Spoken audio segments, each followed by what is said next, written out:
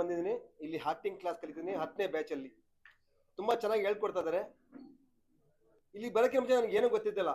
ಚಿತ್ರದುರ್ಗದಲ್ಲಿ ಒಂದು ಬಟ್ಟೆ ವ್ಯಾಪಾರ ಮಾಡ್ತಿದ್ದೆ ನಾನು. ಬಟ್ಟೆ ವ್ಯಾಪಾರ ಮಾಡ್ತಾ ಮಾಡ್ತಾ ಒಂದು ನಿಸರ್ಗ ಚಾರಿಟೇಬಲ್ ಟ್ರಸ್ಟ್ ಅಂತ ಒಂದು NGO ಶುರು ಮಾಡಿದೆ. ಅದಕ್ಕಿನ್ನ ಏನೋ ಜಾಸ್ತಿ ಸಂಪಾದನೆ ಬೇಕಂತ ಅನಿಸಿದಾಗ, ನಾನು ಸಿನಿಮಾಕ್ಕೆ ಹೋಗ್ಬೇಕಂತ ಅನಿಸಿದಾಗ ನನಗೆ ಸಿಕ್ಕಿದ್ದು ಯೂಟ್ಯೂಬಲ್ಲಿ ಸರ್ಚ್ ಮಾಡ್ಬೇಕಾದ್ರೆ ಜಿ ಅಕಾಡೆಮಿ ಸಿಕ್ತು. ಇಲ್ಲಿ ಬಂದ್ಮೇಲೆ ಕಲಿಯಕ್ಕೆ ಶುರು ಮಾಡಿದೆ. ಇಲ್ಲಿ ಬಂದ್ಮೇಲೆ ಫಸ್ಟ್ಗೆ ಡ್ರಾಮಾ ಕಲಿಸ್ತಾರೆ, ಆಮೇಲೆ ಡ್ಯಾನ್ಸ್ ಕಲಿಸ್ತಾರೆ, ಫೈಟ್ ಕಲಿಸ್ತಾ ಒಂದು ನೋಡಿ, ಹೀರೋ ಆಗೋದಕ್ಕೆ ಬರೀ ಬಾಡಿನೇ ಮುಖ್ಯ ಅಲ್ಲ, ನಿನಗೆ ಮೇಂಡು ಕೂಡ ಬೇಕಂತ ಹೇಳ್ಬಿಟ್ಟು ಶರತ್ ಸರ್ ಅಂತ ಕರೆಸ್ಬಿಟ್ಟು ನಮಗೆ ಮೇಂಡ್ ಇಂಪ್ರೂವ್ ಮಾಡಿದ್ರು. ತುಂಬಾ ಕಲಿತೀವಿ ಸರ್. ಇಲ್ಲಿ ಜಿ ಅಕಾಡೆಮಿ ತುಂಬಾ ಚೆನ್ನಾಗಿದೆ. ಹೀರೋ ಆಗೋರಿಗೆ ಒಂದು ಒಳ್ಳೆ ವೇದಿಕೆ ಸರ್ ಇದು. ಯಾರು ಬೇಕಾದ್ರೂ ಬಂದು ಕಲಿಬಹುದು. Thank you. ಇತ್ತು. ಇವತ್ತಿನ ವರ್ಕ್ಶಾಪ್ ತುಂಬಾ ಇಂಪಾರ್ಟೆಂಟ್. ಯಾಕಪ್ಪ ಅಂದ್ರೆ ಪ್ರತಿಯೊಬ್ರು ನಾವು ಡೈರೆಕ್ಟ್ ಹೋಗಿ ಇರೋಕ್ಕಾಗಲ್ಲ. ಇಲ್ಲಿ ಬಂದ್ಬಿಟ್ಟು ನೀವು ಏನ್ ಮಾಡ್ಬೇಕು, ಇಲ್ಲಿ ಬಂದ್ಮೇಲೆ ಏನ್ ಕಲಿಬೇಕಂತ ತುಂಬಾ ಚೆನ್ನಾಗಿ ಹೇಳ್ಕೊಟ್ರು ಸರ್. ತುಂಬಾ ಚೆನ್ನಾಗಿದೆ ವರ್ಕ್ಶಾಪ್.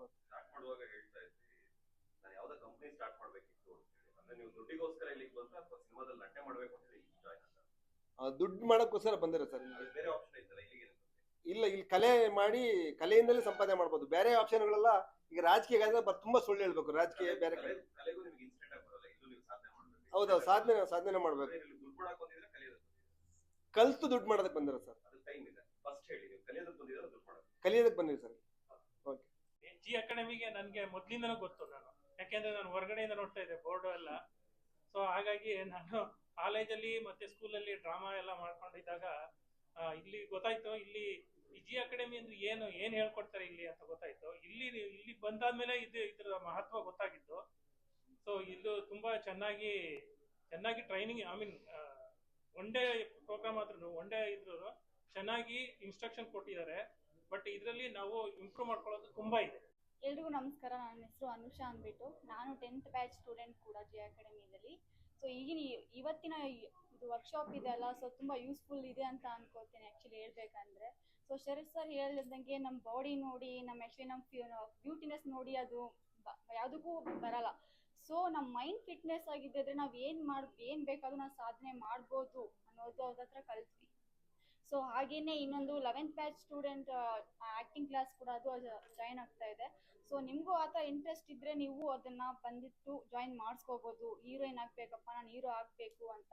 ಸೊ ಗುರು ಸರ್ ಹೇಳ್ದಂಗೆ ನಮ್ಗೆ ಏನು ಗೊತ್ತಿಲ್ಲದೆ ನಾವು ಇಂಡಸ್ಟ್ರಿ ಒಳಗಡೆ ಹೋಗ್ತೀವಲ್ಲ, ಅದು ರಾಂಗ್. ನಮ್ಗೆ ಏನಾದರೂ ಗೊತ್ತಿದ್ದು ನಮ್ಗೆ ಕಲ್ತ್ಕೊಂಡು ಹೋಗಿದ್ರೆ ಅದು ಇನ್ನೂ ಬೆಟರ್ ಆಗಿರುತ್ತೆ ಅಂತ ಅನ್ಸುತ್ತೆ.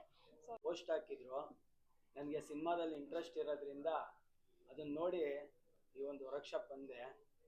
ಇದರಿಂದ ಏನು ತಿಳ್ಕೊಬೋದು ಅಂದರೆ, ನಾವು ಇವಾಗ ತಂದೆ ತಾಯಿಂದಿರೋ ಕೋಟ್ಯಾಂತರ ರೂಪಾಯಿ ಮಡಗಿರ್ತಾರೆ, ಹೀರೋ ಮಾಡ್ಬೇಕು ಮಗುನ, ಹೀರೋಯಿನ್ ಮಾಡಬೇಕು ಅಂತ ಏನು ಬಯಸಿರ್ತಾರೆ.